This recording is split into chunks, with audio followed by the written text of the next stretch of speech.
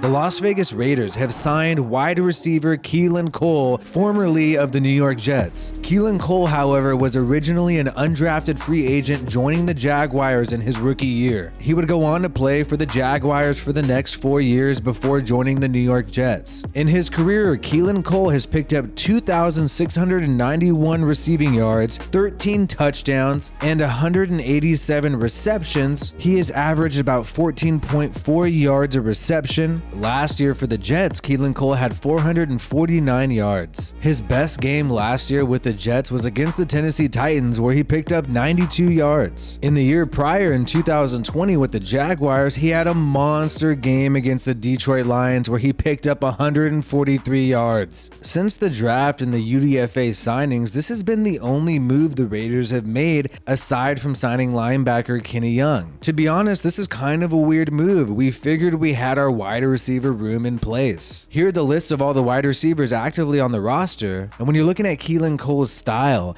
it seems like his main competition would be somebody like Mack Hollins, somebody maybe like Bryan Edwards and Demarcus Robinson. We know the craziest position battle that's going to happen this year is going to be for that number 2 outside wide receiver role. Devontae Adams is clearly going to start at wide receiver, and then Hunter Renfrow is going to be the starter in the slot. Who's going to be that next guy to take over and contribute to this team? Could it really be Keelan Cole? The contract details have not yet been released, but Mack Hollins surprisingly is being paid $2 million, while Demarcus Robinson is being paid $1 million.